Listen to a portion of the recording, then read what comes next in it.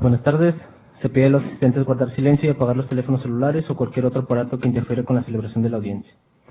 Siendo las 15 horas con 47 minutos, se reanuda la presente audiencia. Muy bien. Una vez habiendo transcurrido el receso es que esta autoridad ordenó para resolver sobre la vinculación a proceso, esta autoridad procede a hacerlo. Esto en términos de los artículos 303 del Código Procesal para el Estado de Nuevo León. Gracias. Para el 303 del Código Procesal del Estado de Nuevo León, vigente para los hechos en materia de esta investigación. Y 19 del Pacto Federal. En cuanto al primer requisito, este se encuentra actualizado, pues en esta audiencia se le hizo el conocimiento al ahora investigado de los hechos en materia de investigación, decidiendo él contestarlos, pese a que se le había hecho la manifestación que cualquier manifestación que él haga pudiese ser utilizada en su contra, lo anterior con pleno consejo de su representación. Ahora bien, respecto al segundo presupuesto, es decir, que de los datos de prueba que fueran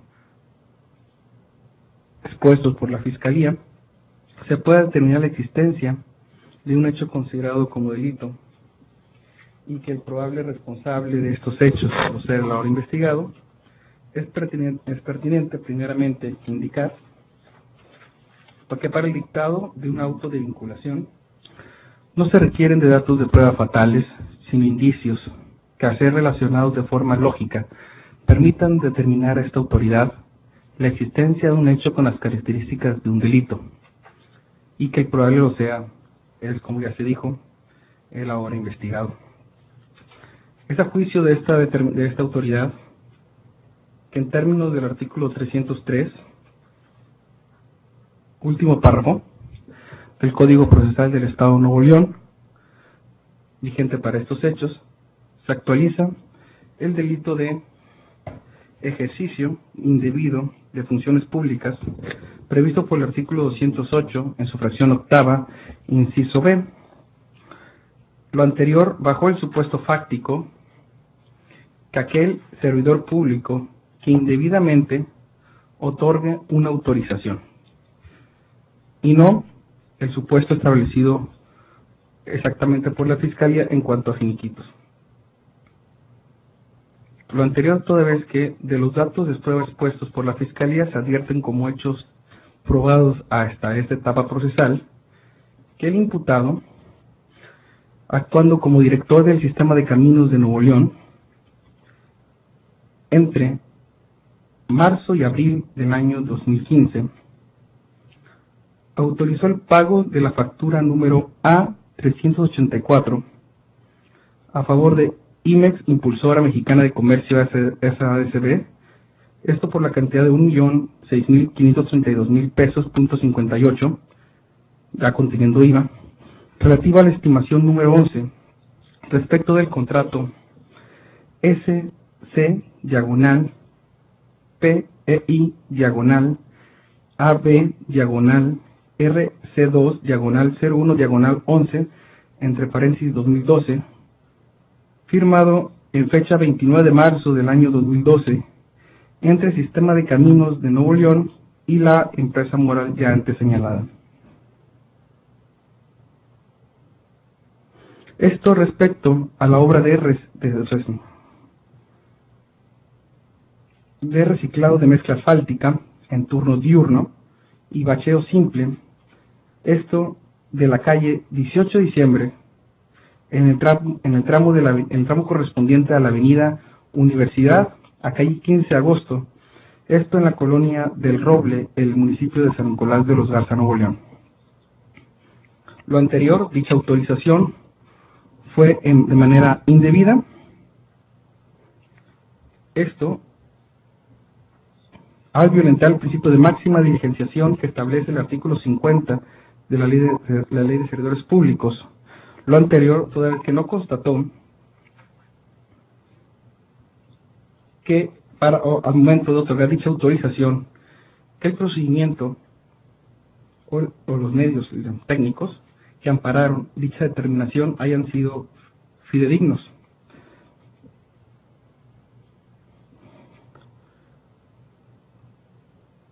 lo cual generó en la autorización del pago de la factura ya antes mencionada. Ahora se procederá a analizar los elementos que componen dicha figura delictiva. Primeramente, el delito donde exige que el sujeto activo sea un servidor público. Un servidor público se entiende como la institución jurídico-administrativa cuya titularidad recae en el Estado, teniendo como finalidad primordial satisfacer de manera regular, continua y uniforme necesidades públicas de carácter esencial, básico o fundamental, definiendo para la reglamentación atinente tanto el artículo 108 de la Constitución como el artículo de los Estados Unidos mexicanos, como el 105 de la Constitución Política de los Estados Unidos mexicanos, los cuales se insertan en esta determinación. Es decir, los funcionarios son aquellos que poseen el derecho de mando, iniciativa, decisión, y por lo tanto ocupan los grados altos de la jerarquía administrativa, siendo los empleados aquellos que realizan una labor de preparación o ejecución de las disposiciones emanadas de las autoridades superiores.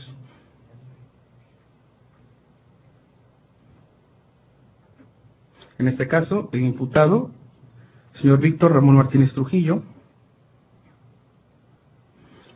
actuó en su carácter de director general del Sistema de Caminos de Nuevo León, según él mismo, lo cual no fuera materia de contradicción en esta audiencia, y él mismo lo refiriera al momento de realizar las manifestaciones correspondientes de que fue titular de dicha dependencia del 1 de enero al 7 de octubre del año 2015.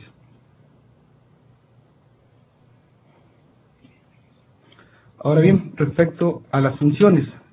este concepto jurídico de facultad indica que alguien está investido para realizar un acto jurídico válido para producir efectos.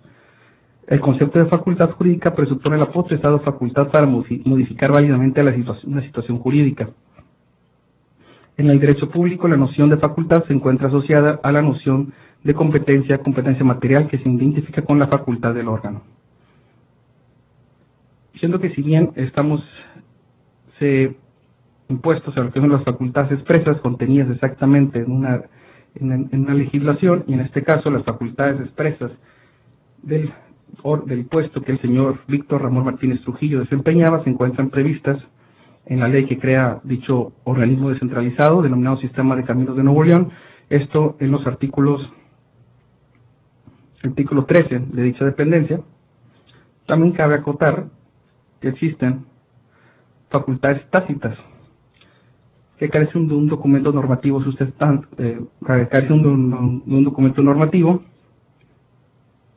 y se desprenden del nivel jerárquico o del ámbito de atribuciones del servidor público. Estas facultades no encuentran apoyo expreso en un texto normativo y se consideran inherentes al puesto, como son revisar, vigilar, dirigir. Para lo cual se trae como apoyo la tesis que fuera enunciada por la Fiscalía, servidores públicos, las circunstancias de que sus atribuciones y obligaciones no existen expresamente contempladas en una norma general, es suficiente para examinarlos de su responsabilidad, lo cual se inserta en la determinación motivo de esta resolución para omitir repeticiones innecesarias, de lo cual se advierte que del artículo 50 de la Ley de Servicios Públicos de Nuevo León dispone como obligación de los empleados de gobierno cumplir con la máxima diligencia el servicio que les sea encomendado y abstenerse de cualquier acto o omisión que cause la suspensión o deficiencia de dicho servicio o implique abuso o ejercicio indebido de un empleo, cargo o comisión. Así, las circunstancias del servicio encomendado, entendido como el cúmulo de obligaciones o atribuciones inherentes al cargo, no se encuentre detallado en forma de catálogo en alguna ley o reglamento, es suficiente para eximirlos de responsabilidad.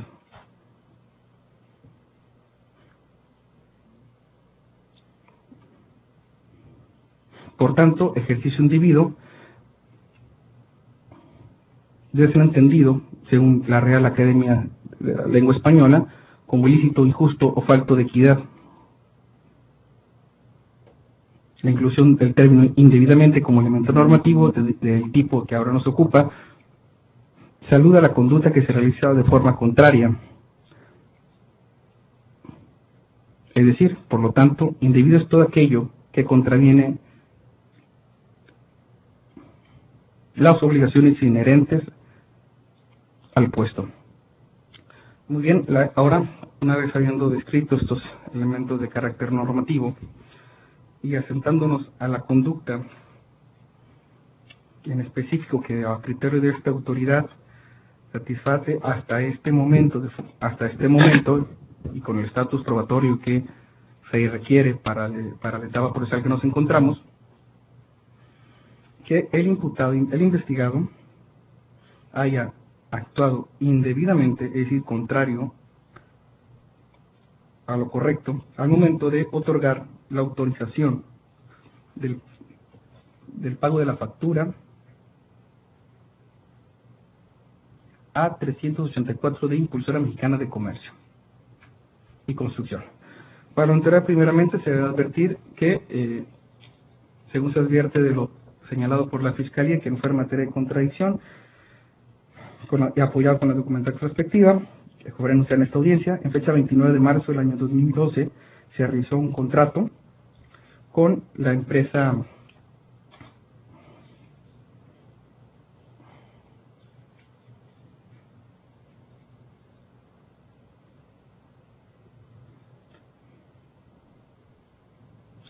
IMEX, Impulsora Mexicana de Comercio S.A.D.C.B.,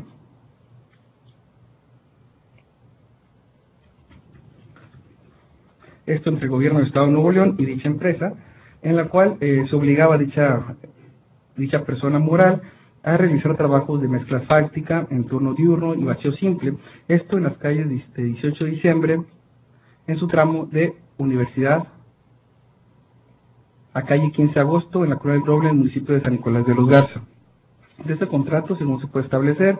se tenía que haberse realizado en el año 2012. Sin embargo, existe una estimación, que la estimación número 11 de dicho contrato, y cual fuera citada por la Fiscalía, esta fuera presentada en enero del año 2015, siendo esta, en términos del artículo 66 y 67, revisada por el señor Alejandro Ortega Lozano,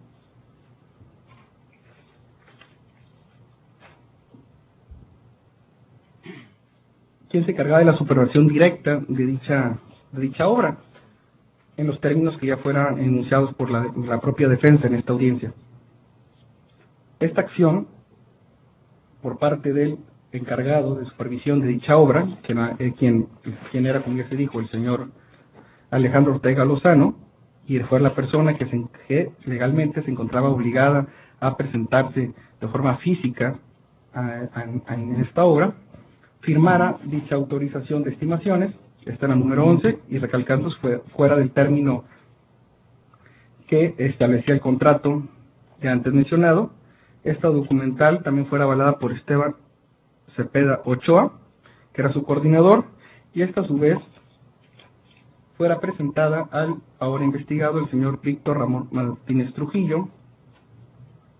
quien la firmara, para posteriormente pasar a una diversa unidad administrativa para la ejecución de dicha autorización de pago.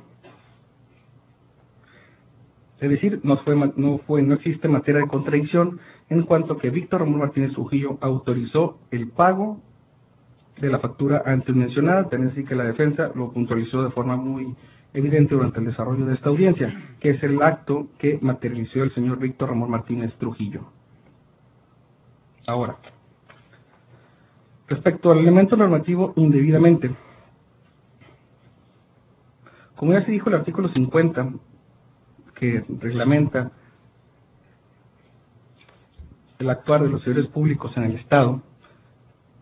una obligación por parte de los funcionarios públicos es actuar con la máxima diligenciación. Es decir, se debe de exigir a los servidores públicos actuar con cuidado y exigiendo, puntualizando la verificación de los actos que se firman. En este caso, se puede advertir que existen datos que hasta este momento resultan suficientes para dudar sobre la veracidad de las documentales que fueran allegadas en las estimaciones en las que firmara el señor Alejandro Ortega Lozano, toda vez que, como se señaló ahorita por la Fiscalía, o como fuera evidente en esta audiencia de carácter pública, en las cuales se mostraron diversas fotografías donde la inmobiliaria presentaba los trabajos que se habían realizado en el tramo en la calle 18 de diciembre. Estos, los tramos de 15 de agosto, entre Universidad y 15 de agosto en la colonia del Roble, siendo esta una parte de la documentación con la cual justificaron estas las estimaciones, la última estimación, la estimación número 11 del contrato de referencia. Estas mismas fotografías aparecen en el contrato número 5409/2011, específicamente en la copia certificada de contratos del municipio de San Nicolás de los Garza, el número antes mencionado, cuyos contratistas, el primero es de Arquitectura de San Pedro SASB, y el segundo por insumos y maquinaria SASB relativo a la rehabilitación de un pavimento, precisamente en las calles de 18 de diciembre, pero esta desde el tramo de Universidad a San Bartolomé de las Casas. Se advierte y fue claro en esta audiencia que son las mismas fotografías que aparecen en una y en otra obra. Por lo tanto, y atendiendo a que esta estimación fue realizada en enero del año 2015, fuera del tiempo en el cual estaba compactado según el contrato de referencia que tenía que ser esas estimaciones, esto en el año 2012, esto permite una irregularidad en esa autorización. Primeramente, al parecer, por Alejandro Ortega Lozano, que era el responsable en términos de artículos 66 y 67. Sin embargo, esa actuación no exime hasta este momento de responsabilidad al director general, que era el encargado, que era la persona que estaba autorizada o para realizar dicha autorización. Es decir, se advierte que el sujeto activo no verificó que esta documentación que amparaba la autorización que en ese momento firmaba resultaba eficiente y acorde a los requerimientos que establece la Ley de Obras Públicas para el Estado de Nuevo León.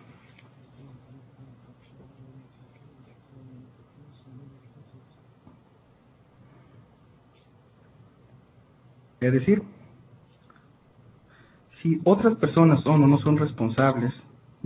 o forman parte de una participación respecto a estos hechos, esto no exime de responsabilidad a cada una de las personas que intervienen en este asunto, vaya. Por lo tanto, estos datos, hasta este momento, a criterio de esta autoridad, son suficientes para dar por acreditado la existencia de un hecho considerado como delito.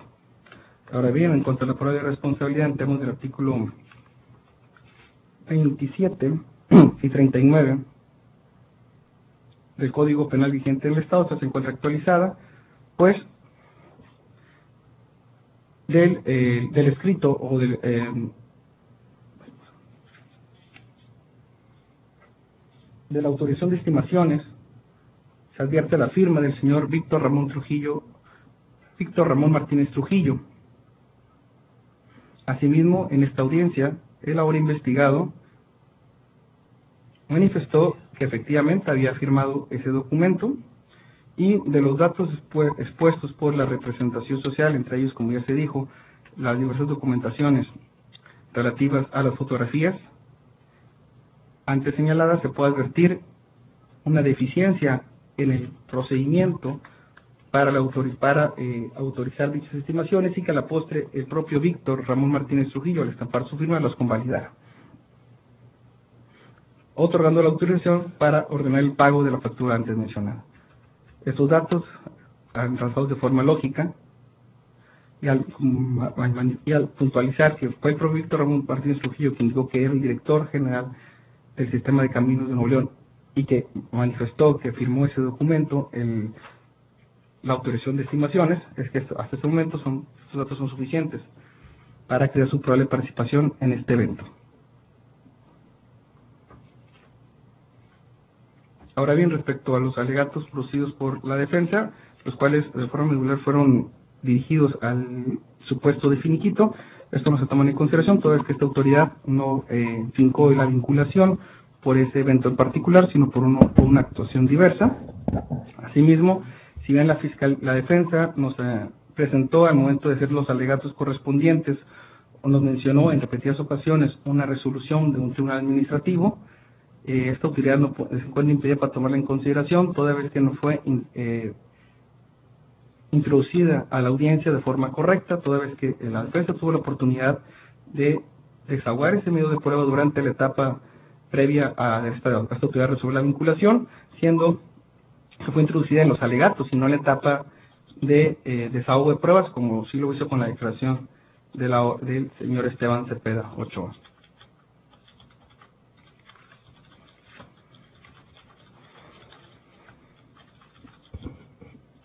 Muy bien, de igual forma se reitera lo alegado respecto a que del artículo 13 de la ley que crea dicho organismo centralizado no se advierte o no menciona la Fiscalía un supuesto exacto respecto a la obligación que tenía el ahora investigado. Lo cierto es, como ya se dijo, que es deber, en términos del artículo 50 de la ley que rige a los servidores públicos, actuar con la máxima diligenciación, circunstancia que, como ya se dijo, se advierte no realizó el ahora investigado al no verificar que los procedimientos anteriores a su firma hayan sido realizados de forma correcta.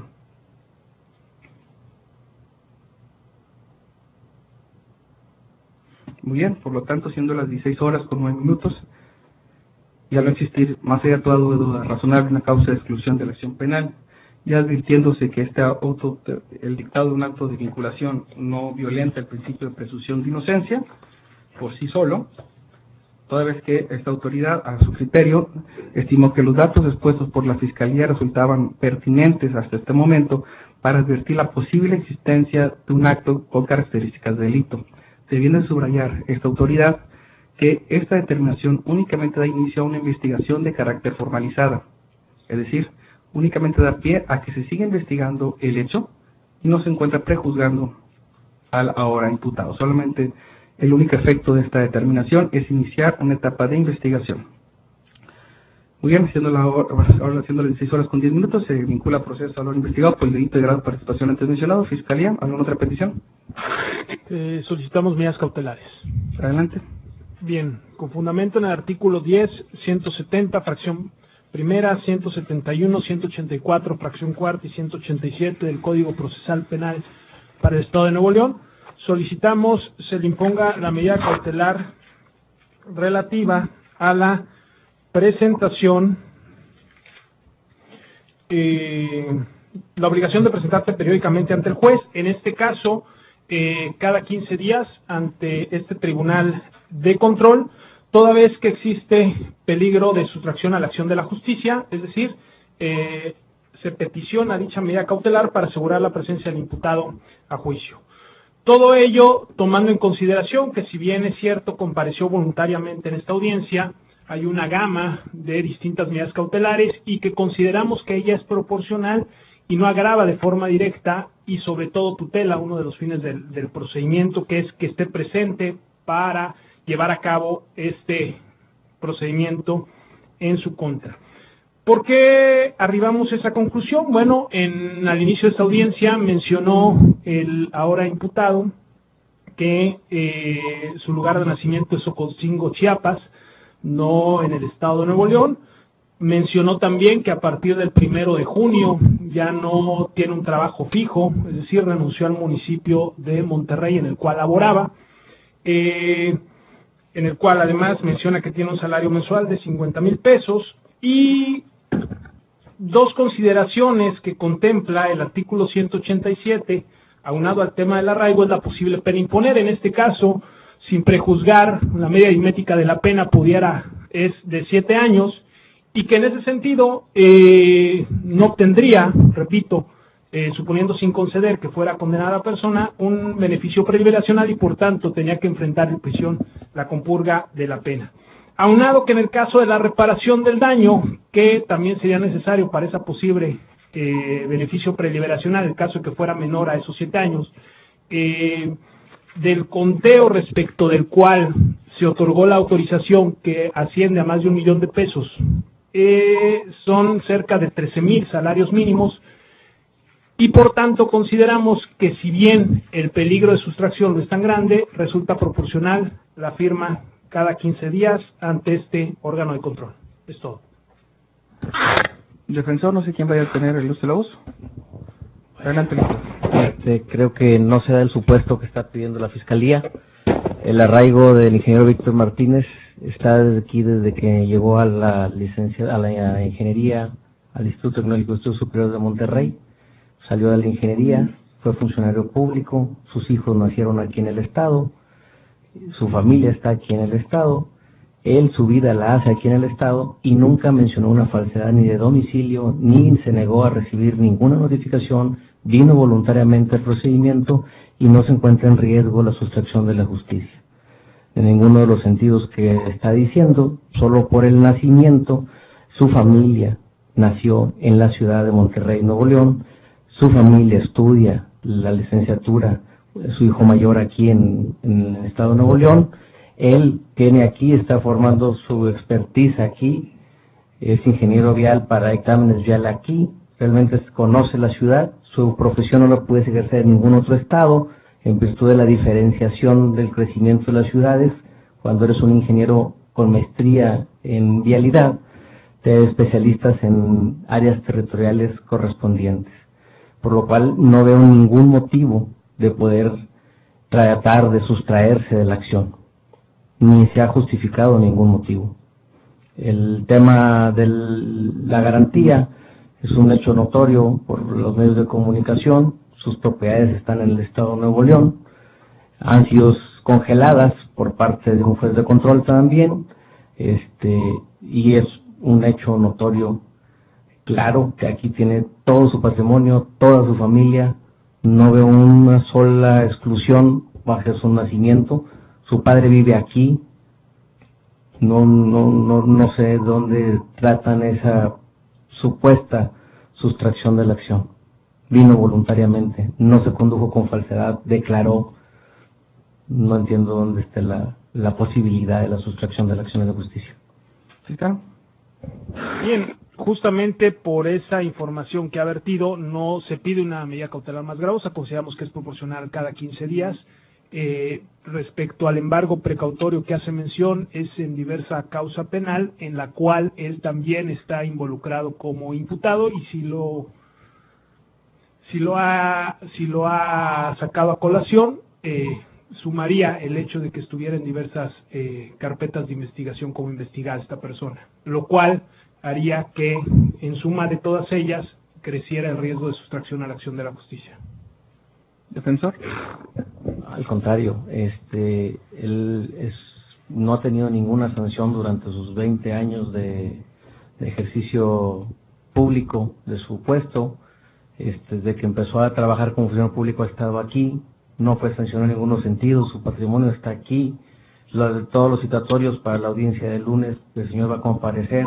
recibimos el citatorio, nos apersonamos porque no nos mandaron citatorio conociendo el domicilio, nos apersonamos nosotros al conocer el número de la carpeta, lo puede observar en la otra carpeta también, en esta carpeta también nos apersonamos, nunca nos mandaron citatorio, fuimos voluntariamente a darnos por notificados,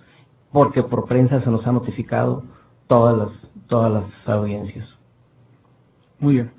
Una vez habiendo escuchado al Ministerio Público y a la defensa, esta autoridad de proceder a su vez en cuanto a la solicitud de medidas cautelares. En este caso, el Ministerio Público finca esta petición en 2 supuestos. Uno, la falta de arraigo, manifestando que la persona, el investigado, es oriundo de otra entidad federativa y que actualmente no cuenta con empleo. Asimismo, el segundo presupuesto que nos indicó la Fiscalía es la posible pena a imponer. Respecto Al primer supuesto, la defensa fue muy elocuente al manifestarnos que el ahora investigado ha tenido toda su vida en el estado de Nuevo León, incluso y se desempeñó en un cargo público. Se advierte que sus propiedades, aunque manifiesta la fiscalía, es en diversa carpeta, pero bueno, se advierte que sus propiedades están aquí en el estado. Sin embargo, un aspecto que no fue abordado por la defensa en esta audiencia o en este apartado es la posible pena a imponer, lo cual resulta así muy atractivo para el imputado, entendiendo la pena posible por este evento delictivo, razón por la posibilidad de que se le pueda imponer una sanción. Asimismo, nulifica la salida alterna la posibilidad, la nulifica la posible pena a imponer, razón por la cual esta autoridad estima que al resultar gravosa la firma quincenal resultaría una medida cautelar suficiente para salvaguardar los fines del proceso. En este caso, sería la forma cada 20 días, no cada 15 días, como lo peticiona el Ministerio Público. Plazo de cierre. Con fundamento en el artículo 308 del Código Procesal Penal y tomando en cuenta que la pena por la cual se vinculó a proceso supera los 2 años la pena máxima, solicitamos un plazo de investigación de 4 meses, 15 días, 4 meses y medio, toda vez que es necesario realizar peritajes administrativos, contables y de proceso de pago, entrevistar al residente contratista de la empresa IMEX, entrevistar directamente al representante legal de la empresa IMEX, entrevistar a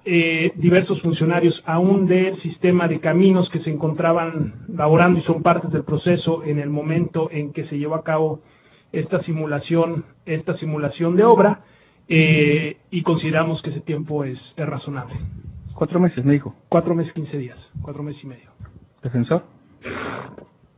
No sé para qué tanto tiempo, por una cuestión, por la vinculación que está haciendo es una autorización. La autorización es compromiso de licencia, no existe. Para poder determinar eso sería una documental, no se ocuparían pruebas, porque está hablando de una autorización, no de la aprobación de la estimación. No sé a dónde quieran hacer peritajes de obra ni nada, si está hablando de una autorización. Autorización, permiso o licencia es un acto administrativo que le permite a un tercero ejercer un derecho, por lo cual nos sorprende también la imputación, la vinculación, y para eso es un simple documento la aprobación de una autorización, como un permiso de alcohol es una autorización. En el caso, no veo cómo acreditar la autorización en base a peritajes, toda vez que la autorización es un documento que le permite a un tercero, lo decía Gabino Fraga, a poder ejercer un derecho que tiene tutelado, pero ocupa esa autorización para poder desempeñarlo por el bien social. Entonces, que me hace muy excesivo, porque la vinculación no es por finiquito ni por la estimación. No estamos hablando de la obra, estamos hablando de una autorización de pago que se demuestra con un simple documento. Muy bien.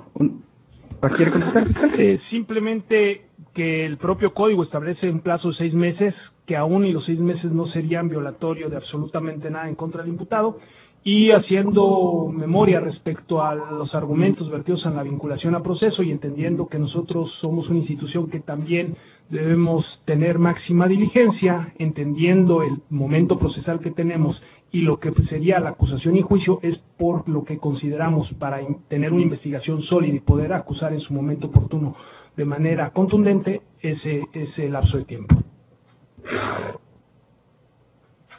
Muy bien, una vez han escuchado las partes, la autoridad estima que con 2 meses de plazo de cierre de investigación será suficiente. Se ofrecería el día 27, sería sábado, se correría el día siguiente, el día 29 de agosto del año 2016. Ahora bien, respecto a la primera firma, que para que quede claro, sería su primera firma, señor, el día 12 de julio del año 2016. Es mi deber manifestarle al investigado que el cumplimiento cabal de las obligaciones pactadas impediría que se fije una medida cautelar más severa, toda vez que en dado caso que usted no asista a las audiencias que se ha citado, aunque vemos que se presentó esta audiencia como ya lo refirió el defensor, o incumpla con estas obligaciones, pudiese ser creada una medida cautelar más severa, como pudiera ser un arraigo domiciliario o incluso hasta una prisión preventiva. El cabal cumplimiento de estas obligaciones sería lo que sería lo ordenado por esta autoridad. ¿Y algo más que se agregar, fiscal, antes de cerrar la audiencia? Fundamento del artículo 32, copia del audio y video de la presente audiencia. ¿Se concede conformidad, defensor? Igual, copia certificada o copia de la audiencia. Muy bien, se concede conformidad con ese mismo fundamento. El imputado, ¿algo que desea agregar? Al micrófono, por favor. No. Muy bien, por lo tanto, siendo las 16 horas con 22 minutos, se declara cerrada la presente audiencia. Gracias. De pie, por favor.